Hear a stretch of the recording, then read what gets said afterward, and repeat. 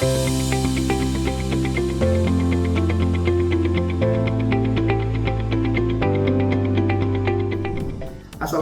warahmatullahi wabarakatuh. Selamat bertemu kembali pada perkuliahan pengantar oceanografi. Kali ini kita akan membahas tentang sirkulasi air laut atau arus laut yang kita kenal seperti ini. Ini adalah bab 6 dan merupakan materi inti sebenarnya dari oceanografi. Anda tidak akan sempurna mempelajari oceanografi kalau tidak tahu tentang sirkulasi air laut seperti itu kan. Makanya materi ini adalah materi yang sangat penting diketahui. Ada yang dibahas dalam materi ini kalian adalah tentang bagaimana peta arus laut di dunia. Nah, kita akan mengetahui bagaimana ban berjalannya ya. Disebut dengan ban berjalan, bagaimana arus itu berputar-putar di antar samudra seperti itu. Nah, yang kedua adalah kita akan bahas tentang tenaga pembangkit arus laut. Apa saja tuh arus laut itu? Tentu ini akan berkaitan dengan banyak tenaga yang membangkitkannya. Yang pertama pasti tentang hembusan angin. Walaupun sebenarnya hembusan angin tidak terlalu berpengaruh, tetapi dia di permukaan itu sangat instan ya. Kalau misalnya anginnya terus tidak ada perubahan, dia akan mendorong arusnya tidak terlalu kencang, tetapi mau tidak mau dia akan juga mengalir ya. Itu namanya arus laut yang dipengaruhi oleh hembusan angin. Yang kedua adalah densitas air laut.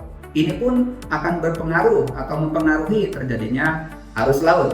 Apa itu densitas air laut? Ada dua komponen. Yang pertama adalah temperatur dan salinitas. Salinitas yang tinggi, nah itu akan menggerakkan ke laut itu ke arah salinitas yang rendah. Sebaliknya kalau misalnya temperatur yang rendah, ya dingin, nah itu akan menuju ke daerah temperatur yang tinggi. Nah, karena tekanannya atau lebih rendah ya seperti itu. Kemudian yang ketiga yang akan membangkitkan arus laut adalah pasang surut air laut.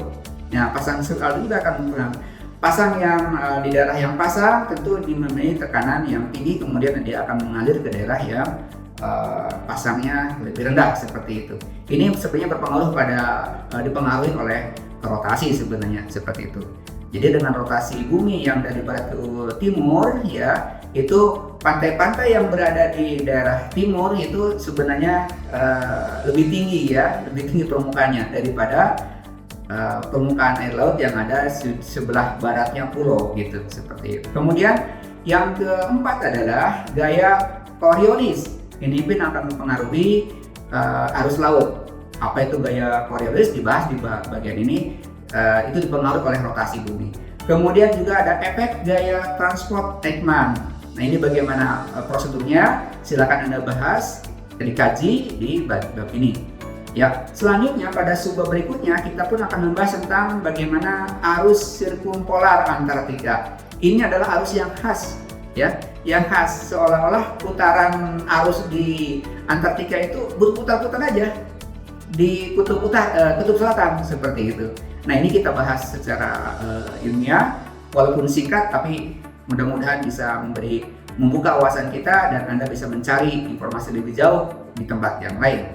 Dan yang terakhir kita akan bahas pada bab ini adalah pembangkit listrik tenaga arus laut. Indonesia punya potensi yang sangat banyak sebenarnya karena Indonesia dilalui oleh Arlindo, arus laut dunia ya seperti itu, yang mengalir dari Samudra Pasifik ke Samudra Hindia melalui Laut Banda. Kemudian dia keluar ke beberapa selat yang sempit, misalnya Selat Bali, Selat Lombok dan seterusnya. Itu adalah daerah pelepasan ya, dan itu akan mengakibatkan arus laut yang cukup baik ya, cukup tinggi untuk bisa digunakan sebagai pembangkit listrik tenaga arus laut.